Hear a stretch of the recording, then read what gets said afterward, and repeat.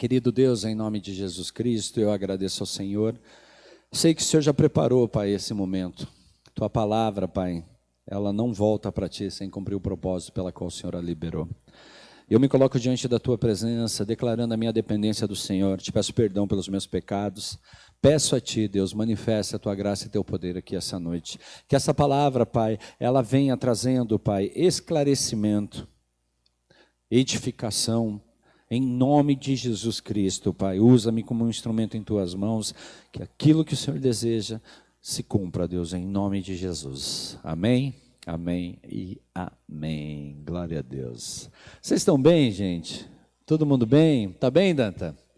Veio parecido comigo hoje? Glória a Deus. Vai pregar? Não? Tá bom. Eu quero ler com você 2 Samuel, capítulo 18, versículo 33, que diz assim: Então o rei, abalado, subiu ao quarto que ficava por cima da porta e chorou. Foi subindo e clamando: Ah, meu filho Absalão, meu filho Absalão, quem me dera ter morrido em seu lugar? Ah, Absalão, meu filho, meu filho. Queridos, provavelmente você já ouviu essa história, conhece aqui a história de Davi e o seu filho Absalão, né? Versículo acima, então, ele fala sobre o momento em que o rei Davi chora a morte do seu filho, Absalão. E, queridos, é natural, é da vida, né? Faz parte da natureza humana, um filho chorar a morte de um pai. Né? Não é algo que alguém deseja, amém, queridos? Mas é algo que é da vida, é natural, vai acontecer.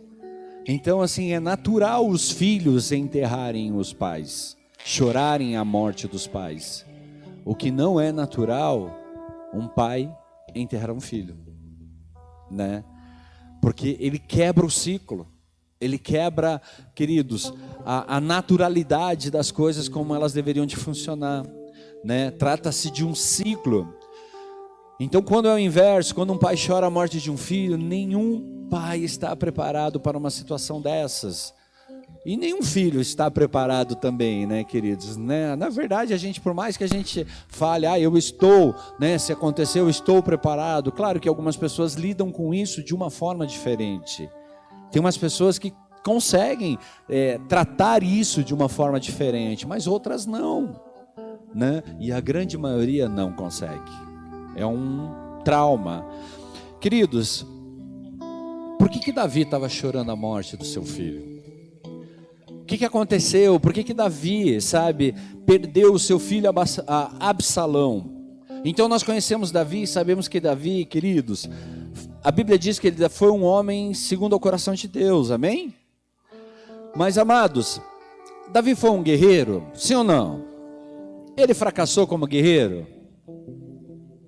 A Bíblia diz, 1 Samuel 17, versículo 45, E Davi disse ao filisteu: Você vem contra mim com espada, com lança e com dardo, mas eu vou contra você em nome do Senhor dos Exércitos, o Deus dos Exércitos de Israel, a quem você desafiou. Hoje mesmo o Senhor entregará nas minhas mãos, eu o matarei e cortarei a sua cabeça. Hoje mesmo darei os cadáveres do exército filisteu às aves do céu e aos animais selvagens, e toda a terra saberá que há Deus em Israel.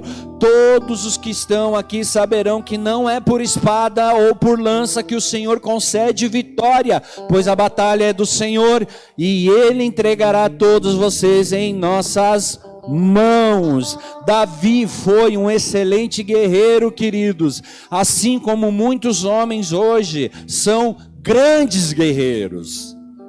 São fortes guerreiros, excelentes combatentes, não têm medo de gigantes em suas vidas, eles vão para cima, amém, queridos? Amados, existem muitos homens, assim como Davi, com homens de fé, que confiam em Deus, lutam em nome de Deus. Então Davi, ele não falhou como um guerreiro. Ele era um grande guerreiro e foi um grande guerreiro até o final. Perdeu algumas batalhas? Sim.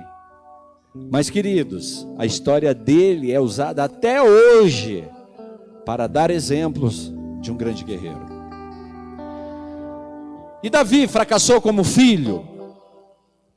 1 Samuel 17, versículo 14 diz assim: Davi era o caçula.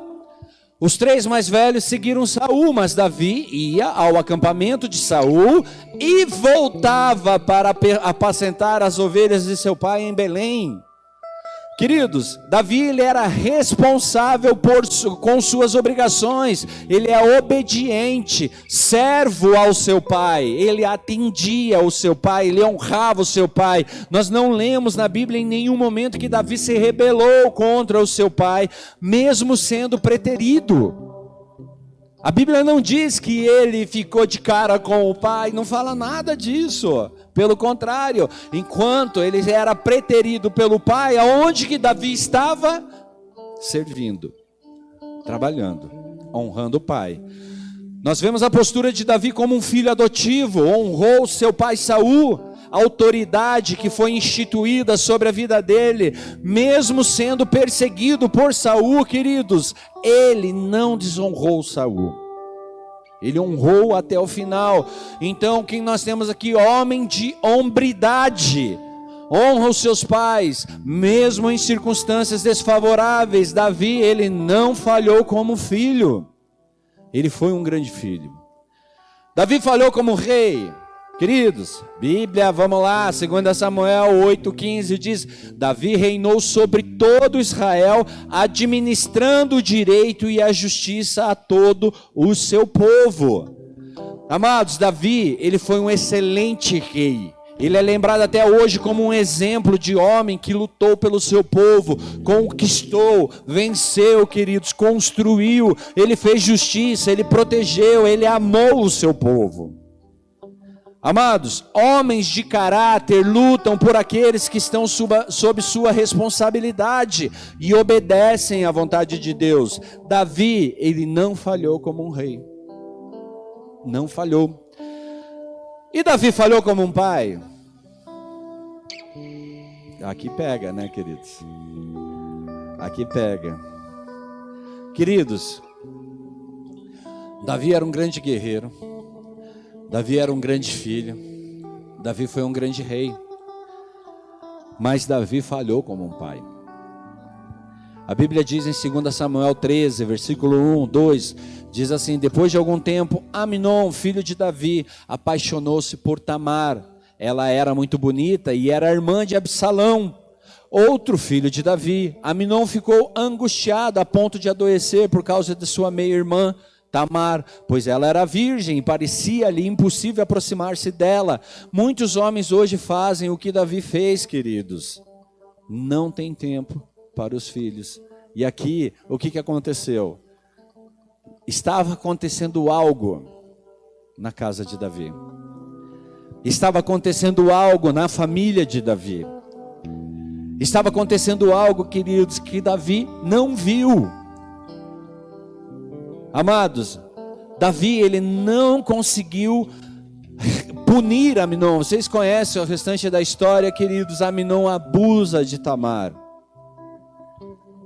Davi fica sabendo disso. Ele recebe essa informação. 2 Samuel 13, 21 diz: ao saber de tudo isso, o rei Davi ficou furioso. Mas, queridos, ele não corrigiu. Ele não acertou, ele não deu direção, ele não arrumou aquele lugar. Muitos homens hoje fazem como Davi, sabe que o filho fez não é certo, e apenas se iram com aquilo, queridos, mas esquece que a ira não disciplina. Irmão, ficar irado com o filho não disciplina filho. Amém? Não disciplina. Davi, ele não conseguiu ver o ódio de Absalão e trazer paz entre seus filhos. Queridos, mais uma vez Davi estava ocupado para ir a qualquer lugar com seus filhos. Ele estava muito ocupado. 2 Samuel 13, versículo 24 diz: Absalão foi ao rei e lhe disse: eu, teu servo, estou tosqueando as ovelhas e gostaria que o rei e os seus conselheiros estivessem comigo. Respondeu o rei: não, meu filho, não iremos todos, pois isso seria um peso para você. Embora Absalão insistisse, ele se recusou a ir, mas o abençoou. Muitas vezes os nossos filhos estão gritando, demonstrando aquilo que há dentro deles, mas nós estamos ocupados demais para ouvi-los. Nós temos os nossos afazeres, nós temos as nossas atividades, nós temos as nossas correrias. E nós não paramos para ouvir, queridos, o que está acontecendo dentro da nossa casa. Nós não paramos, nós só deixamos as coisas ir acontecendo. Queridos, ficamos irados, né? Corrigimos muitas vezes na força, mas isso não resolve o problema, queridos. Isso não muda, não direciona. Sabe, queridos, hoje olhando para trás, eu vejo o quanto eu errei como um pai. Como eu errei, sabe, às vezes que eu deveria estar presente, eu não estava. Por quê? Porque eu estava ocupado fazendo algo que eu queria fazer, que era usar a droga. E não fui presente, fui um pai ausente. E queridos, os meus filhos estavam dando indícios de que iriam entrar na droga. Mas eu estava tão ocupado usando droga que não prestei atenção de que eles iriam entrar na droga. E resultado, eles entraram na droga. Eles foram para lá também. E sabe como é difícil tirar um filho da droga, queridos? Como é difícil resgatar um pai que tem um filho na droga. Sabe, chora muitas vezes, queridos, aquele choro sem lágrimas. Aquela dor que invade o teu coração, queridos, que você não consegue fazer, você não consegue reagir. Porque uma coisa é quando os teus filhos estão debaixo das tuas asas, quando os teus filhos estão sob o teu controle, sob o teu domínio, quando você fala, parou, e ele para. Mas um dia ele cresce, irmão. Um dia ele cresce. E ele começa a tomar as atitudes dele.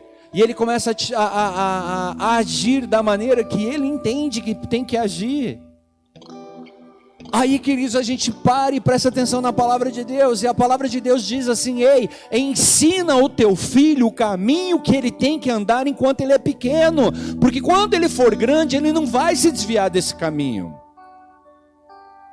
Às vezes a gente está tão ocupado, queridos, para fazer coisas, proporcionar coisas, que a gente não está ensinando princípios. Nós não estamos ensinando valores.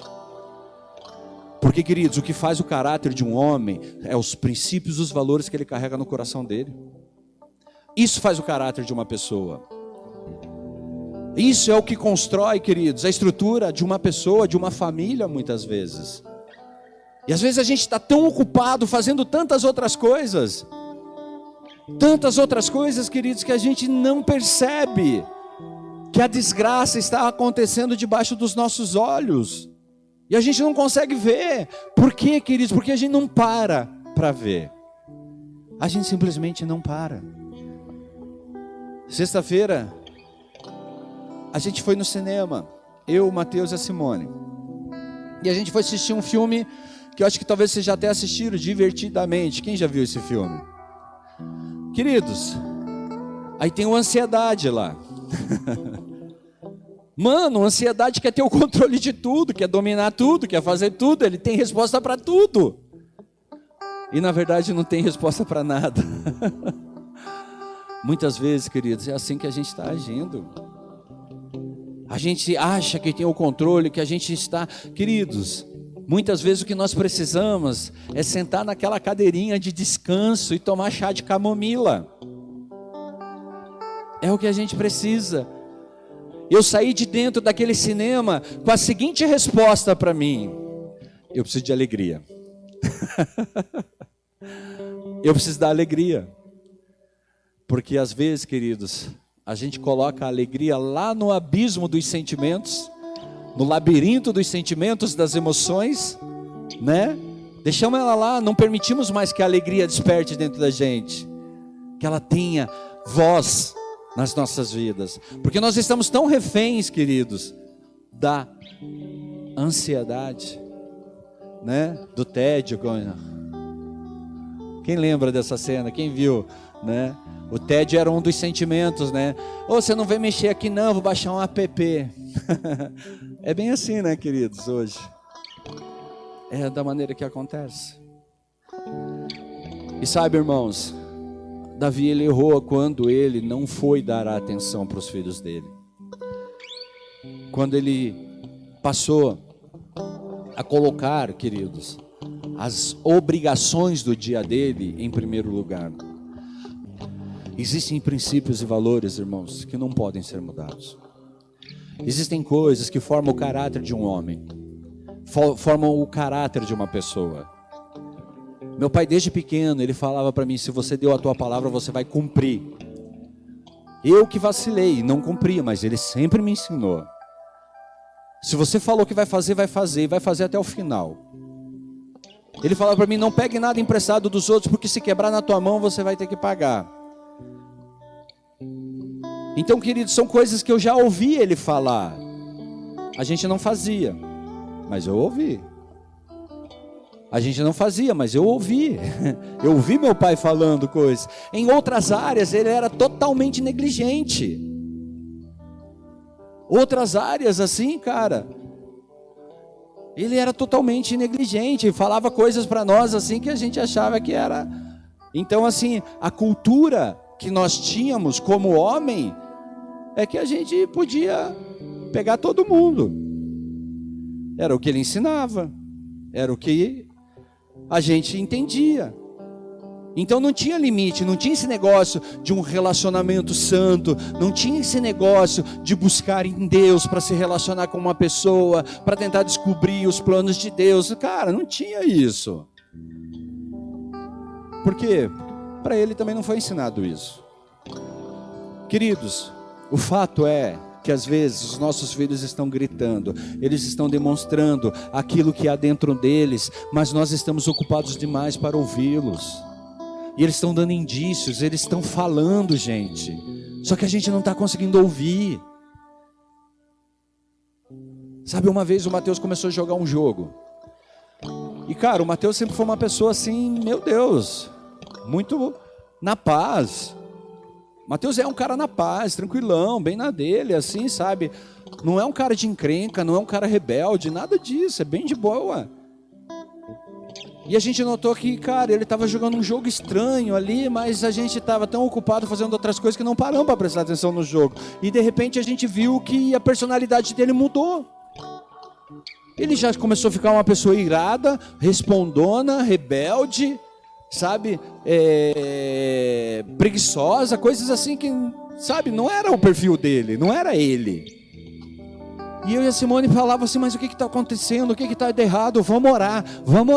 E a gente começou a orar, pedir para Deus, Senhor, o que está acontecendo, mostra para nós. Quando a gente foi ver assim, cara, ele estava jogando um jogo que estava influenciando a mente dele de uma maneira, gente, que chegava a ser algo, sabe, aterrorizante, demoníaco até. A gente sentou com ele, explicou para ele, filho, preste atenção nesse desenho, preste atenção nessa imagem, preste atenção nesse jogo, preste atenção na mensagem que eles estão passando, porque eu nunca falei para o Mateus, você não pode fazer. Eu explicava para ele assim, filho, preste atenção nisso, olha para isso, veja isso, avalie isso. O que você acha? Nossa, isso aqui não dá boa, né, pai? Opa, a gente chegou num lugar. Então você tem que explicar. Você tem que mostrar, você tem que fazer com que eles entendam, compreendam o que está acontecendo. Então, queridos, quando nós nos interessamos pelo tema dos nossos filhos, você vê que, cara, você começa a fazer parte da vida deles. Você entra no cenário deles. Mano, eu nunca gostei de basquete. Nunca fui de basquete, eu jogava futebol. Né? Então o futebol, se você falasse comigo, eu sabia. Ah, sabe o fulano? Sei, sabe o Beltrano? Sei também. Um dia o Mateus começou a falar uns nomes estranhos. Ah, não sei o que. Isso, o James, ou não sei o que, o George, ou não sei. E eu, que é isso? Aí ele começou a se interessar pelo basquete. Cara, eu fui aprender a arremessar com o meu filho. Eu sou ruim pra caramba arremessando. Mas eu tô lá de vez em quando. Por quê, queridos? Porque se eu não fizer parte da história dele, queridos, alguém vai fazer. Se eu não for o pai do meu filho, alguém vai assumir esse papel. E talvez o cara que assuma esse papel não tenha os valores, os princípios que você tem. Talvez a pessoa que assuma a responsabilidade sobre o teu filho não é alguém de escrúpulo, não é alguém temente a Deus. Às vezes a gente está tão preocupado em ganhar o mundo, queridos, que esquece que tem coisas que são mais importantes do que conquistar o mundo, Pink Cérebro. Entenda uma coisa, gente. Mais importante do que conquistar o mundo, conquistar o teu sossego, queridos, é você direcionar o teu filho. É você saber criar teu filho para que ele possa voar. Ei, porque teu filho vai voar, amém, queridos? Você não está criando teu filho para ficar debaixo das tuas asas. Isso não é bíblico, irmão. Às vezes a gente traz a criança de uma maneira, põe numa bolha. Ei, tire teu filho da bolha. Tire teu filho da bolha. Um dia os piá na rua zoaram com o Mateus. E o Mateus veio para casa. Opa, os caras me zoaram. Eu falei, vai lá agora. Vai lá. E vamos conversar com esses piá. E ele fez meia volta e foi. O que vocês estão se achando? Vou chamar meu pai. Claro que não, não fez isso. Não falou isso. Mas ele foi lá, conversou com os meninos, se acertaram, ficou tudo na paz. Mas às vezes, queridos, nós pais colocamos os nossos filhos numa bolha. Ele não pode estar aqui, ele não pode viver isso. Ei, queridos, se o teu filho não souber lidar com o mundo, queridos, o mundo acaba com ele. O mundo destrói ele. E não precisa de muito esforço. Às vezes a gente cria o nosso filho, queridos. Ei, hoje eu estava falando, mano, com 12 anos de idade, com 13 anos de idade. Cara, a gente já rodava todos os lugares ali do Pilarzinho, já sabia o nome de todas as vilas, o nome de todas as ruas. Hoje, moleque com 16, 17, 18 anos de idade não sabe pegar ônibus. Por quê, queridos? Porque a gente protege, a gente guarda, né? A gente faz coisas assim que coloca eles num lugar aonde eles não sabem viver, irmãos. Porque você acha que vai chegar na faculdade, vai ter um cara bem louco lá. Aí ele nunca viveu com um cara bem louco. Ele não sabe lidar com o cara bem louco. Sabe o que ele vai falar? Ele vai, nossa, que cara bem louco. É o que ele vai fazer, ele vai brilhar o olho dele e falar, nossa, caramba, cara, você é doido, hein, mano? É com você que eu quero andar. É da tua roda que eu quero ficar. Queridos, tinha uma época que eu queria andar com uma galera. Aí tinha uma outra época que a galera queria andar comigo. Só que as mães desses piás não queriam que eles andassem comigo. Eles não queriam. Com quem que você vai? Se falasse o meu nome, pronto, já tinha acabado a festa para eles. Nem falava o meu nome. Por quê, queridos? Porque ia dar ruim. Sabe por quê? Porque eu ia levar eles a fumar maconha, em vez de levar eles para a igreja. Eu ia levar eles a beber, em vez de levar eles para a igreja. Então, irmão, vou falar uma coisa para você. Se teu filho tem um amigo que leva ele para a igreja, deixa ele ir para a igreja. Se o teu filho quer ler a Bíblia, deixa ele ler a Bíblia. Ah, mas fulano, beltrano. Cara, a gente dá o exemplo. Depois os anos passam, sabe o que você vai querer? Você vai querer que teu filho fosse para a igreja.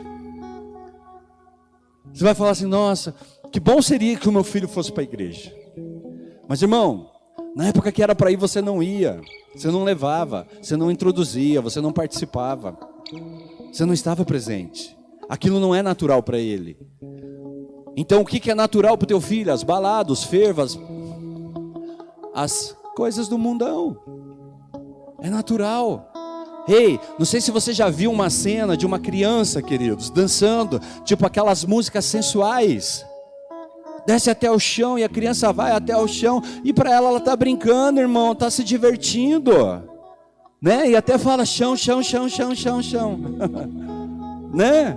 Uma alegria, chão, chão, chão, chão, chão. E os pais, que linda, que fofa minha filha. Sabe aonde ela vai estar indo no chão daqui uns anos, irmão? Melhor eu não te falar, de púlpito. Mas se quiser saber, eu te falo pessoalmente. Porque é esse lugar que ela vai acabar encontrando. É esse lugar que ele vai estar. Sabe, irmão, prefiro que o teu filho esteja dentro de uma reunião numa igreja. Sai da tua casa e vá com ele. Sabe, vai com ele, participa, vai ter acampa dentro, deixa eu ir junto. Às vezes nosso pai sabe o que faz, vai ter algo na igreja, a gente pega e joga lá só para a gente ter um dia feliz de pai e mãe. É bom ter o tempo de casal, irmão, mas é bom quando o teu filho vê que você está lá, que você faz parte daquilo, que você está no culto, que você ora, que você lê a Bíblia, que você está pegando as coisas para Deus.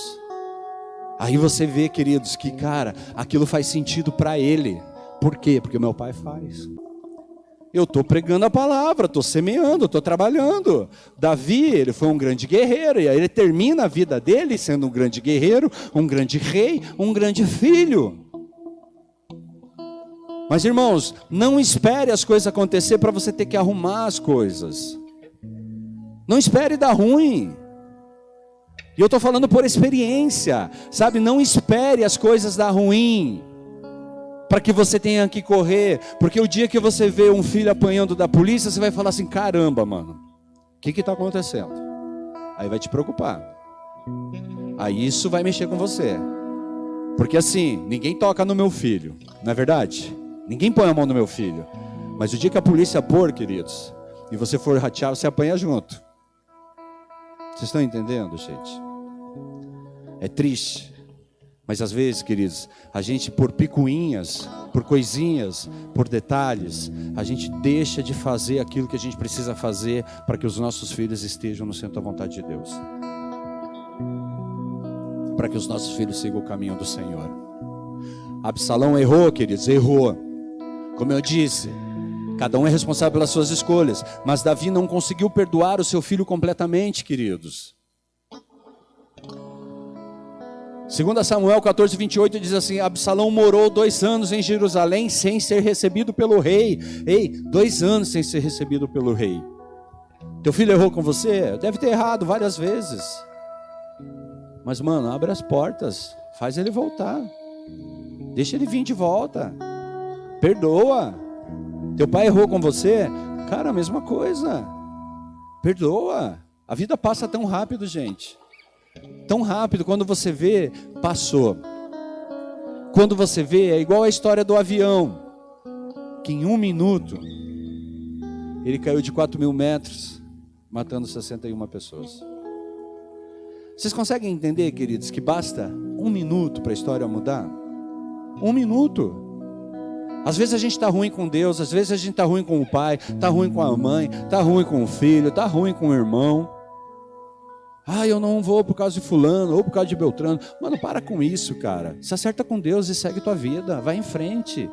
Deixa que Deus faça o que tem que fazer. Sabe, deixa Deus construir, deixa Deus mudar, deixa Deus tocar, deixa Deus transformar. Porque, cara, um dia eu perguntei para Deus assim, Senhor, eu estou fazendo a tua obra. Estou pregando o evangelho. Estou, batizando pessoas, levando pessoas até o Senhor, fazendo evangelismo, indo para a rua, cuidando, apacentando, enfim, queridos, a gente está fazendo aquilo que Deus chamou a gente para fazer. E eu perguntei para Deus, e a minha casa? E os meus filhos? Será que a história é essa? O final é esse? Deus falou para mim uma coisa, cuida dos meus que eu cuido dos seus. E aquele dia assim eu falei, caramba, hein, cara. Porque a gente quer, né? Tipo, vamos lá, voltar pro desenho, pro filme. A ansiedade, ela quer que as coisas se resolvam imediatamente. Não é verdade? Ela quer que aconteça agora. Mas não é assim que funciona, irmãos. Quinta-feira a gente falou sobre o tempo de Deus. O tempo de Deus não é igual ao nosso tempo. Ei, queridos, e às vezes uma pessoa, ela cresceu a vida inteira dela endurecendo o coração. Coração dura, só treta, só dor. Uma pessoa que cresce, sabe, sofrendo pancadas, sabe, ano após ano, mês após mês, queridos, ela vai se transformando num adulto de coração duro. Ela não vai se quebrantar por qualquer coisa. Às vezes a gente quer que as pessoas estejam na igreja e todo mundo, Senhor, quebrantado. Mano, a gente não conhece a realidade da pessoa. Às vezes a pessoa está vivendo algo assim sinistro naquele dia, não está conseguindo fazer aquilo. Está doente, está com dor no coração, o coração está duro, está, sabe, rodeado de pedra. E quem que pode mudar essa história, queridos? É Deus. É só Deus que pode mudar isso. É só Deus que pode transformar, queridos, algo ruim em algo bom. É só Deus que pode fazer. Sabe, hoje eu estava lembrando de uma cena, queridos. O dia que eu falei, eu vou usar droga até morrer. E eu usei droga até morrer. Usei. Cara, até que chegou o ponto assim, que eu caí atrás do sofá. E eu fiquei entre o sofá e a parede, agonizando. E não conseguia voltar. E, queridos, eu estava morrendo naquele lugar ali. E não tinha uma alma para entrar na porta, para entrar para dentro, para me ajudar. A Simone estava trabalhando. E eu agonizando dentro de casa. Aí, queridos, eu fiquei praticamente 4 horas naquele estado. Sem ninguém. Aí, de repente, eu acho que era umas 7 horas da noite, a porta se abriu. E eu já tinha conseguido sentar no sofá. Aí a Simone entrou, me olhou. E de cara comigo, porque eu estava usando droga. Você está bem? Assim. E Deus me trouxe essa cena na mente hoje. Deus me trouxe esse momento na mente hoje, queridos. Ei, você acha que Deus queria que eu vivesse aquela história? Você acha que Deus queria que eu passasse por toda essa situação? Não, irmãos. Não, algumas escolhas foram minhas, outras coisas foram negligências de muitas pessoas. Então, fatores externos influenciam sim a gente, mas nós ainda continuamos responsáveis pelas nossas atitudes. Nós ainda continuamos responsáveis pelas nossas escolhas. E sabe, queridos, você trabalhar para que algo novo aconteça dentro da tua casa, para você trabalhar para que algo diferente venha sobre a sua vida, isso depende de você. Depende de você, irmão, porque a mesma maneira que eu tentei tirar a minha vida, eu falei, eu vou lutar pela minha vida. Eu vou lutar por mim, eu vou lutar, queridos, para vencer, para conquistar as coisas, para dar a volta por cima. O dia que eu conheci Jesus Cristo, eu falei para Jesus, Jesus, eu só não quero mais usar droga. E, queridos, eu lutei dia após dia para poder estar aqui, para poder dar um testemunho para os meus filhos e falar, ei filho, eu saí dessa vida, ei filho, mudou essa história, essa não é mais minha realidade. Poder dar um testemunho na casa de recuperação, como eu disse para vocês. Então, queridos, dia após dia lutando, todo dia. Aí a gente passa por um turbilhão de coisas, um monte de situações acontecendo tudo ao mesmo tempo. A cabeça da gente fica assim acelerada a sei lá quantos mil velocidade. Sabe o que passa na cabeça da gente, queridos? Desistir. Sabe o que passa na cabeça da gente? Abandonar. Sabe, muitas vezes vem a mensagem assim, é mais fácil você cuidar de você. Mas Deus falou uma coisa para mim, cuida dos meus que eu cuido dos seus. Cuida dos meus que eu cuido dos seus. E, queridos, é o que a gente está fazendo, é o que a gente está trabalhando, a gente está cuidando daquilo que Deus mandou a gente cuidar. Enquanto Deus falar, queridos, segue, a gente vai seguir. Enquanto Deus falar, permanece, a gente vai falar, a gente vai permanecer. Mas permanecer não é fácil, irmãos. Lutar para que as nossas famílias estejam na paz, no centro da vontade de Deus, não é fácil. Alguém tem que estar de pé nessa casa, que seja você, em nome de Jesus. Em nome de Jesus. Se as pessoas à volta sentaram, irmão, continua de pé. Continua de pé, porque quem dá o sustento, quem traz, queridos, quem faz acontecer é o Senhor. Então, amados, a vida que Davi viveu não era aquilo que ele aprendeu com o pai dele, como sendo um filho. Davi não conseguiu passar sua própria fé para seu filho, e isso é algo que nós vemos muito nos dias de hoje, homens que aprendem com seus pais sobre fé, mas não conseguem ensinar os seus filhos sobre fé. Davi era um homem de fé, seu pai Jessé, queridos, era um homem de fé, mas os seus filhos não eram um homem de fé. Não eram. Ei, queridos, aqui está uma coisa muito importante para mim e para você. Os nossos filhos acreditam no Deus que eu acredito? Os nossos filhos seguem o Deus que eu sigo? Irmãos, Absalão tinha cerca de 16 anos quando Davi teve seu caso com Betseba. 16 anos. Davi colheu com Absalão a desonra com Urias. Davi plantou, queridos, algo que colheu com a sua própria família, com seu próprio filho. A Bíblia diz em 2 Samuel 16, versículo 22, e assim armaram uma tenda no terraço do palácio para Absalão. Ele teve relações com as mulheres do seu pai, à vista de todo Israel. Então, queridos, ele vai publicamente, ele vai diante do povo desonrar o pai. E qual o resultado do fracasso de Davi? Ele teve que fugir. Às vezes, queridos, é isso que acontece, a gente não aguenta mais, tem que fugir. Tem que fugir. 2 Samuel 15,14, então Davi disse aos conselheiros que estavam com ele em Jerusalém: vamos fugir, caso contrário não escaparemos de Absalão. Se não partirmos imediatamente, ele nos alcançará, causará a nossa ruína, matará o povo à espada. Ei, olha o cenário que chegou, o nível que chegou esse relacionamento de Davi com o seu filho. Seu filho se tornou um grande inimigo. Quantos pais inimigos de filhos, quantos filhos inimigos de pais. Cara, tem gente que não pode ouvir a voz do pai, e tem pai que não pode ouvir a voz do filho, porque declarado guerra, queridos, eles se matam. Amados, Davi perdeu o seu filho. 2 Samuel 18,33, então o rei abalado subiu ao quarto que ficava por cima da porta e chorou. Por quê? Porque seu filho tinha morrido. Então o eco do choro de Davi é o fato, queridos, de que não haveria segunda chance, irmãos. Você consegue entender que chega um momento que não tem segunda chance? Chega um momento que a história acabou. E sabe o que fica? Eu devia ter feito. Eu devia ter feito aquilo. Eu devia ter feito aquele outro. Eu devia ter isso. Eu devia ter aquele outro.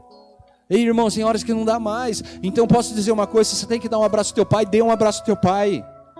Se você tem que abraçar teu filho, abraça teu filho. Sabe, não permita, queridos, que mais um dia passe sem que isso aconteça. Tem que liberar perdão, libera perdão. Pô, meu pai errou comigo. Cara, provavelmente erraram com teu pai também. E teu pai não foi o primeiro e não vai ser o último a errar com você. Claro que por ser pai dói, por ser mãe dói. Mas, irmãos, tantas pessoas erram com a gente. Tantas pessoas, queridos. E às vezes a gente perdoa os de fora e não perdoa os de casa. Às vezes a gente consegue, queridos, recepcionar os de fora, mas não consegue fazer isso para os de casa. A gente não consegue, queridos, abraçar os nossos. Muitos pais perdem seus filhos e filhas por estarem ausentes, irmãos. Filhos têm necessidade de afeto. Filhos se sentem rejeitados. Às vezes, filhas, mulheres buscam em outros homens suprir, queridos, carência que não encontraram na vida do pai. Buscam em homens, em maridos, preencher uma lacuna que foi causada pelo pai. E muitas vezes, queridos, esse relacionamento não dá certo. Por quê? Porque ela não está enxergando um marido, ela está enxergando um pai. Aonde as coisas se quebram. Filhos buscam na violência um sistema de defesa, pois a necessidade deles é um pai. Quantos filhos violentos, queridos, porque cresceram apanhando do pai, bordoada, pancada. Vocês conseguem entender, queridos, que algo foi gerado em algum lugar, algo aconteceu, uma ferida aconteceu, arrebentou alguma coisa dentro dele, queridos, que depois ele não conseguiu mais conter, não conseguiu mais segurar, não conseguiu mais mudar. E às vezes a gente está vivenciando isso, irmãos. Às vezes a gente está passando por isso. Às vezes a tua história, queridos, não é uma história que você gosta de contar. Às vezes a tua história não é uma história que você vem compartilhar com alegria, porque a tua família era isso, aquilo. Quantos de nós não falamos da família, porque, cara, não temos o que falar sobre a família? Tem gente que Tem histórias legais para contar sobre família, tem outros que não tem. Não consegue contar história nenhuma. Queridos, filhos e filhas, eles têm problemas em gostar de si, pois a rejeição dos pais desenvolveu um bloqueio em relação ao amor próprio. Cara, tem pessoas que eles sofrem de complexos de rejeição. Por quê? Porque às vezes a pressão psicológica era tão grande, que essa pessoa não podia errar.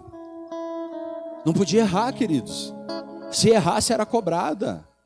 Às vezes você olhava assim as pessoas do lado assim, cara, se o fulano errasse, tava tudo bem, mas se você errasse, meu Deus, a casa caía. Era horrível. E você desenvolve um bloqueio, queridos, onde você não pode errar. Então você está sempre procurando acertar, você está sempre procurando agradar as pessoas, você está sempre preocupado com o que as pessoas pensam ao teu respeito, você está sempre buscando a aprovação de alguém. Por quê? Porque você passou uma adolescência, uma infância onde você só era reprovado. E queridos, você não consegue, às vezes aquilo ali se tornou uma bomba dentro de você, implodiu dentro de você. Que você criou barreiras, bloqueios. Então, queridos, isso hoje não é fácil de conseguir acreditar em alguém. Não é fácil de conseguir, queridos, ter tempo de relacionamento com alguém. Porque se gerou isso tudo. Pais ausentes geram filhos com dificuldade de se relacionar com Deus, o verdadeiro Pai. E, irmãos, se o filho não consegue ter um relacionamento com o pai, ele não consegue ter um relacionamento com Deus como pai. Ele sempre vai olhar para Deus como alguém, queridos, que pune, alguém que ira, alguém que vai te responsabilizar se você fizer coisa errada, alguém que vai pesar a mão sobre você, queridos, porque se você fez coisa errada. Ei, mas pai abraça. A parábola do filho pródigo diz que o filho estava perdido, o filho pediu a herança e foi. O pai deixou ir, o pai deixou que ele fosse viver, porque ele tinha que viver aquela experiência. Só que quando ele se viu em meio aos porcos, ei, irmãos, ele lembrou do pai. Ele lembrou da casa do pai e ele voltou para onde? Voltou para o pai. E quando ele chega diante do pai, o pai não fala: bem que eu te avisei, eu falei para você que ia dar errado, eu falei que esse relacionamento não prestava, eu falei que isso. Ei, queridos, não é uma questão de falar. Abraça o filho, beija ele, dá uma festa porque ele voltou. Ele voltou, ele está em casa, ele chegou de volta. Às vezes a gente está falando: viu, você está passando por isso porque eu te avisei. Eu falei para você que ia dar besteira, eu falei que ia ser assim. Irmãos, a gente não precisa justificar algo, a gente não precisa ser a pessoa que, viu, eu tenho a razão. Irmãos, não importa quem tem a razão no momento onde teu filho está perdido. Importa que ele voltou, importa que ele está em casa, importa que ele está aqui de volta. Às vezes, queridos, as pessoas querem justiça. A gente quer justiça para os outros, queridos. Mas se Deus fosse usar da mesma medida para nos julgar, para fazer justiça com a gente, nós éramos todos condenados. Nós não tínhamos salvação, não tínhamos recuperação, irmãos. Nós queremos sim que as coisas sejam, sabe, a ferro e fogo. Ei, irmão, Deus te abraçou quando você estava todo sujo. Deus trouxe você para a casa dele quando você estava todo sujo. Deus pôs um anel no teu dedo quando você estava todo sujo. Deus te deu roupas novas quando você estava todo sujo. Deus te deu sandálias quando você estava todo sujo. E Deus fez um banquete para você. Deus fez uma festa para você. Foi o que Deus fez. E o que nós precisamos fazer então, irmão? Abraçar, perdoar, acreditar de volta, dar uma nova oportunidade. E se errar comigo de novo, queridos, confie em Deus.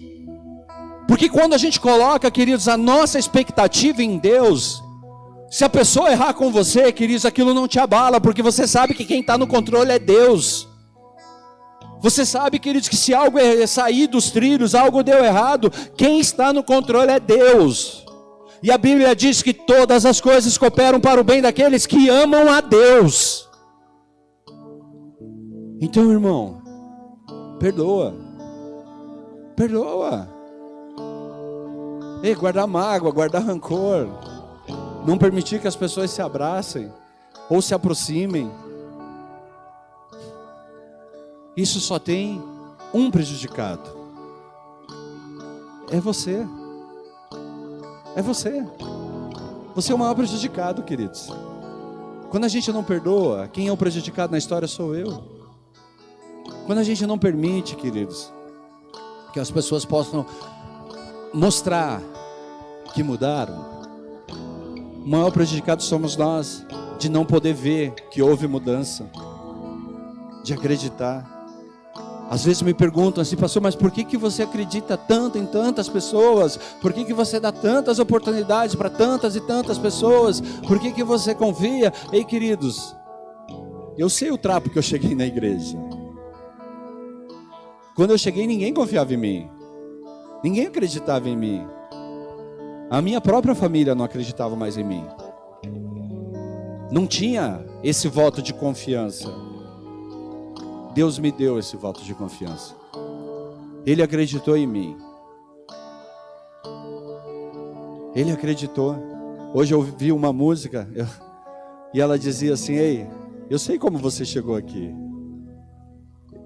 mas eu que te levantei e te coloquei de pé. Então, irmão, não importa o estado que você esteja, não importa o que fizeram com você, o quanto você sofreu, o quanto o teu pai foi ruim, o quanto que tua mãe foi ruim, o quanto você foi ruim como filho, ei, o quanto o teu filho está sendo ruim com você. Tudo isso não tem importância nenhuma, queridos. Se você estiver disposto a perdoar, se você está disposto a fazer algo novo, viver uma vida nova, Deus estabelece limites, Deus nos adverte, procura-nos para o nosso benefício. Ele está disposto a nos perdoar quando nós voltamos. Ei, irmão, Deus está te procurando. Deus está te procurando. Você fala, eu vou para a casa de Deus, mas ei, na verdade quem foi até você foi Deus. Deus chegou até você. O Espírito Santo de Deus te convenceu a vir aqui. Não foram os homens que te convenceram a vir, não foram pessoas que te convenceram a vir, foi o próprio Senhor que te convenceu a estar aqui, a vir aqui hoje, a receber de uma palavra, queridos, que veio para te fazer, para transformar, para fazer algo dentro do teu coração, chacoalhar você, para te chacoalhar de verdade, para abalar as estruturas. Por quê? Porque Deus quer tirar tudo de ruim que existe aí, queridos, e às vezes a gente precisa, sabe, que nem aquela árvore que está cheio de fruto podre, que você precisa balançar para que os frutos podres caiam, e então, queridos, as folhas ruins caem também, os galhos secos caem também, e o Senhor dá um crescimento para um novo galho, com uma nova folha, para que um novo fruto possa ser estabelecido. É esse o processo, queridos, é o que Deus está fazendo. É o que Deus está fazendo na minha vida, é o que Deus está fazendo na sua vida, é o que Deus está fazendo nesse ministério, irmãos. Deus está chacoalhando esse ministério. Deus está chacoalhando, queridos, a ponto de quebrar o que tem que ser quebrado. A ponto, queridos, de cair o que tem que cair. Para quê, irmãos? Para que haja a possibilidade de uma nova estação, de uma nova árvore, com novos frutos. Queridos, Deus tem poder para remover todo o engano das pessoas. Às vezes nós tomamos atitudes com o nosso coração enganoso, agimos debaixo de emoções, agimos debaixo de atitudes, e nós acreditamos que estamos andando e fazendo aquilo que Deus queria que a gente fizesse. Queridos, em algumas partes isso faz todo sentido, porque é assim mesmo. Deus direcionou determinadas situações nas nossas vidas para que nós estejamos em determinados lugares, para viver determinadas experiências, porque aquilo foi suficiente ou é necessário para nos aproximar dele, para nos colocar diante da presença dele. Hoje eu sei, queridos, que se eu não tivesse tentado tirar minha vida 2 vezes, eu não daria valor à minha vida. Eu não daria. Eu tive que jogar fora aquilo que era mais precioso que eu tinha ganho do Senhor, para poder dar valor àquilo que Deus estava me dando. Eu tive que perder muitas vezes, para dar valor, queridos, a um abraço, para dar valor, queridos, a um aperto de mão, a um beijo, a uma palavra, eu te amo. Eu tive que perder muitas e muitas vezes, para poder hoje valorizar coisas que para algumas pessoas são pequenas, mas para mim é tão grande. Tão grande. Ei, amados, para uma coisa vale a pena perder os filhos. Para Jesus. Se você perder teu filho para Jesus, querido, se alegre. Se alegre. Porque aí vale a pena. Perder para Jesus, perder para a obra do Senhor. Ei, vale a pena. Davi perdeu Absalão entre a idade de 16 e 23 anos. Queridos, uma história, uma vida, algo grande a ser construído ali. E é nessa idade, é nesse tempo que Satanás tenta ceifar. É nessa época que Satanás vem com as propostas. Você que é jovem, que você tem hoje entre 16 e os seus 24 anos, busque esse relacionamento com o Senhor, porque é nessa fase que as propostas chegam. É nessa fase que a gente toma decisões, e muitas dessas decisões, elas impactam uma vida. Tem coisas que você vai errar, que você vai ver que, ei, vai gerar um momento esquisito, um momento estranho, mas ei, logo passa. Você não vai nem lembrar lá na frente. Mas tem escolhas que você vai fazer entre os teus 16, hoje um pouquinho antes, né, 14, até os teus 24 anos, que ele vai impactar a tua vida. Ele vai direcionar você. Ele vai te colocar mais perto de Deus, ou vai ter o poder de te afastar de Deus. E depois, para voltar, queridos, a gente tem que estar comendo as bolotas de porcos, para poder querer voltar para a casa do Pai. Então, se você tem a oportunidade de permanecer, permaneça. Se você tem a oportunidade de ficar, fica. Ah, está difícil, pastor. Ei, posso te garantir que tem situações que serão muito mais difíceis. Tem momentos que vão te custar muito mais do que 2 horas ouvindo uma palavra. Muito mais. Eu tenho certeza que muita gente naquele presídio gostaria de estar sentado nessa igreja aqui hoje.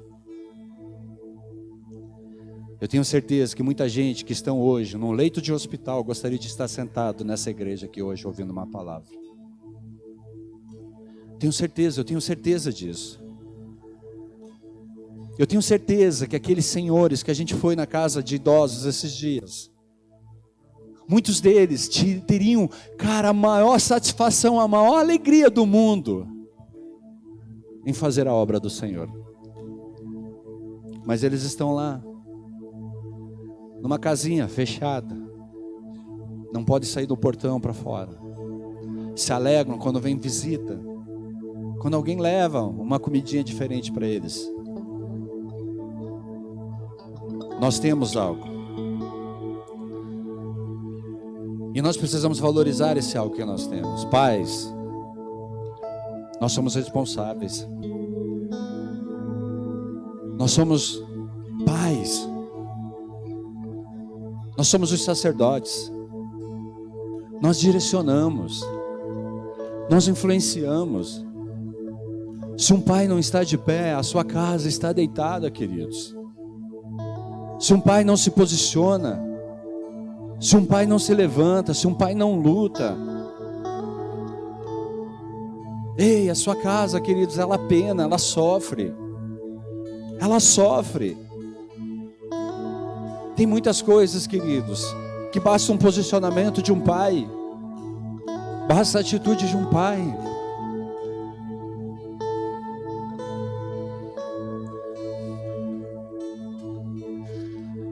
E sabe, queridos, eu falo isso assim porque eu sei que eu negligenciei isso. Eu sei o quanto eu negligenciei isso. Hoje eu vejo pessoas com 23, 24, 25, 30 anos tomando decisões, queridos, baseadas em sentimentos e emoções que vão machucá-las, vão custar coisas para elas. Só que elas vão ter que viver para ver o quanto aquilo custou. E hoje, depois de uma caminhada, você olha para trás e você sabe, ei, irmãos, a gente sabe, a gente não está falando de algo que eu ouvi falar. Eu estou falando de uma vida que poderia ter sido perdida, uma vida, queridos, que Satanás tentou ceifar de todas as maneiras. Eu sei quantos livramentos eu tive, eu sei quantas vezes o Senhor deixou com que os anjos dele estivessem ali do meu lado me cuidando. Eu sei quantas vezes eu me deparei com a morte. Eu sei quantas vezes, queridos, eu desejei essa morte. Eu abri mão da minha família, eu abri mão da minha descendência. Aquilo me custou algo. Aquilo gerou algo dentro de mim. Então assim, queridos, hoje, olhando para toda essa história, eu tenho uma opção. Uma única opção, não existe duas opções. A única opção que existe é lutar, irmão. Lutar. Continuar lutando, seguir em frente. Por mais que as pernas não aguentem, por mais que o corpo esteja penando, por mais que a cabeça esteja a milhão, queridos, as emoções estejam totalmente abaladas, existe uma opção, é continuar lutando, é continuar em frente. Foi Deus quem nos trouxe aqui, queridos. Foi Ele que nos manteve até hoje. E vai continuar. E vai continuar. Quando a gente fala, eu e a minha casa serviremos ao Senhor, irmãos, ela pode ser só uma frase bonita a ser declarada, ou então pode ser algo que você vai se empenhar para fazer. Porque você tem que se empenhar para fazer isso acontecer. Eu e a minha casa servir ao Senhor, queridos, isso depende de mim trabalhar. Irmão, teu chefe erra com você, teu chefe xinga você, você não sai do trabalho por qualquer coisa, irmão. Você não sai, você não abandona teu trabalho assim, a la louca. Não abandone as coisas do Senhor. Não abandone aquilo que Deus tem para você. Não abandone os planos de Deus na sua vida. Não abandone aquilo que Deus prometeu para você. Não desista daquilo que o Senhor falou para você. Ei, antes de qualquer coisa, antes de você ganhar essa cidade, antes de você ir pregar para o irmão lá na rua, ei, irmão, se você precisa pregar para os da sua casa, tua mulher, os teus filhos precisam ouvir Deus da sua boca. Eles precisam ouvir, queridos, essas palavras saindo da sua boca.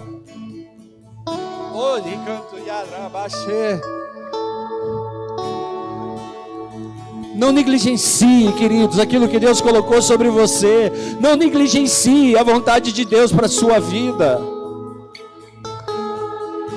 Eu sei que Deus, Ele pode fazer, mas tem coisas que a gente não precisa sofrer, irmãos. Tem histórias que a gente não precisa viver. Ei, você não precisa ir para dentro de uma cadeia para saber que a cadeia é ruim. Você não precisa se envolver com a droga, queridos, para saber que a droga é ruim. Você não precisa separar, destruir, divorciar, para você saber, queridos, que aquilo é ruim. Você pode buscar em Deus. Busque em Deus, deixa Deus falar o teu coração, deixa Deus ministrar você. Deixa Deus te ensinar, ouça a voz do Senhor, deixa Deus trabalhar. Davi perdeu Absalão, queridos.